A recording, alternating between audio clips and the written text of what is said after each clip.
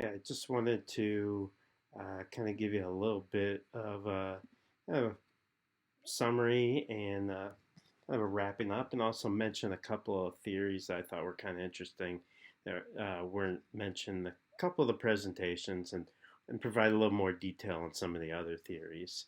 Well, hopefully, what you've seen is that collapse is a pretty complicated process in some cases, right? But essentially, it's defined as being quick.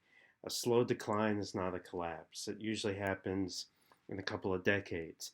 It involves a breakdown of social order, but also a breakdown in social complexity, right? So going from maybe a large, complex society to breaking up of that society into smaller individual parts. Now, with the Maya are kind of used as a case study for other civilizations because the collapse of the classic period Maya civilization has been very well studied. So, one of the pieces of evidence that the Maya cities did collapse was that you had abandonment levels. That is, you had sudden abandonment of these cities. One city would be abandoned, a decade later, another city would be abandoned, right? And in the temples of these cities, kind of after the collapse, you would find squatters living in the temples, and archaeologists found trash from time periods dating to after the collapse or shortly after the collapse of campfires and garbage and household debris and things like that. So that shows that there was a complete breakdown in the leadership, the government, the thing that was holding everything together or keeping people together in one major city. And these temples no longer had any power, and people were just using them as houses. So one of the theories that you heard about was internal warfare. There is evidence that this was certainly a contributing factor in the collapse of the Maya. So, for example, at a site called Dos Pilas, what the archaeologists found is that right before about AD 761, it was a thriving city. And around that time, the people who living in the city took apart their temples, dismantled some of the stones used to build their temples in order to build these walls around the city. That shows that they were trying to protect themselves from someone outside invader, and it also shows that they were desperate and didn't have time to go and quarry the stone. So they took their most sacred buildings apart and used those pieces to actually build a defensive wall. It shows how truly desperate they must have been to do that. They even hid some of their sacred objects from the temple where archaeologists found them, probably to protect them from invaders. And it was most likely another Maya city that was their rival that conquered them. So Dos Pilas was conquered. We talked about Copan when we looked at the Maya civilization. An interesting artifact from Copan is an altar, a little bit like that altar we talked about showing the rulers of the Copan dynasty. Right? What's interesting about this this altar is the last dated monument in Copan. It dates to February 10th, AD 822. The date is on one side of the altar. On another side of the altar, it's unfinished.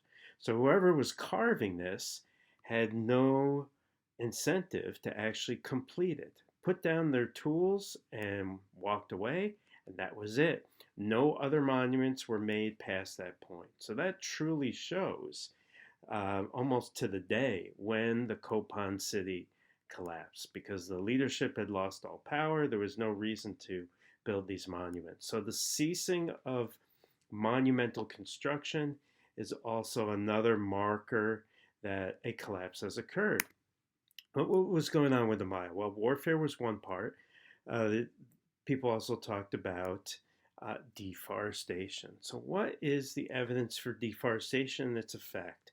Well, one thing they looked at was the skeletons of people, and they saw that there was severe anemia. These pockmarks on the skull here show anemia, which is a deficiency of iron. And this was showing up among elites and non-elites. So all peoples within Copan near the end of the city's reign were suffering from this. They looked at pollen, and what they saw is that uh, during the height of Copan's power, there were a lot of mahogany trees. Mahogany is the most common tree in that part of Central America. And they saw the amount of mahogany pollen decreasing very dramatically around the time of the collapse of the Copan dynasty. And that was because they were cutting down the trees. The Maya were cutting down the trees, especially in the hill slopes, to expand their agriculture. Well, what happened as a result? What happened was erosion of topsoil. The trees were no longer holding the topsoil in place. Water and rainfall was washing the topsoil down, and this archaeologist is standing in a pit that was dug in a valley in Copan. And what he's pointing to is layer upon layer of topsoil that washed down from the hills and was deposited in the valley. So those hill slopes became barren, could no longer grow food. People were starving. You saw the results on the skeletons, and that's probably also another big factor explaining why the Maya civilization collapsed at that point. Um, Another interesting aspect of the Khmer Empire's collapse, right? So the Khmer are now in what is Cambodia. They built impressive ruins like Angkor Wat, which you've seen in movies and video games and things like that. And it was a major Hindu shrine. So Hinduism was the religion of most of the people at Angkor, and also obviously the rulers. Around the time that the Angkor and Khmer Empire was beginning to collapse, there was a switch in the religion of the non-elites, of the non-rulers. The populace started to convert to Buddhism. And some people believe that this kind of religious decentralization, where the leaders are of one religion and the rest of the population are of another religion, may have also been a contributing factor in the collapse of the Khmer, because no longer did the leaders have that kind of ideological power uh, over people. Now the people were ascribing to different principles and a different religion. So that's a kind of another interesting factor that may have played a role in the collapse of the Khmer Empire. The Mycenaeans their collapse is part of a much larger collapse that occurred throughout the Mediterranean world at the end of the Late Bronze Age. Called the Late Bronze Age collapse. This was a period we talked about where there was lots of trade going on between different empires, between Egypt, Canaanites, the Mycenaeans, the Hittites, people on Crete, people on Cyprus. Right? Well, around the 1200 BC, you had a number of major calamities. It wasn't just Mycenae, but several Mycenaean cities were destroyed. The Hittite Empire was destroyed. The capital of the Hittite Empire was burned. More than a dozen cities along the Canaanite coast were destroyed. And Egypt was invaded. We're going to talk about that in just a second. Now, the Mycenaeans may have been invaded as well, but it's unclear. One of the pieces of evidence for some sort of invasion comes from letters from a city called Pylos, where these letters are warning people of Pylos to keep a watch on the sea. Because the city was destroyed, some people think that whoever they were watching out for eventually destroyed the city. Now, we have evidence that Egypt was invaded at this point by what they called the Sea Peoples. Who were the Sea Peoples? There's a lot of debate about that, but they were a group that is memorialized on some of the temples in Egypt. They invaded Egypt by sea, almost like the Vikings.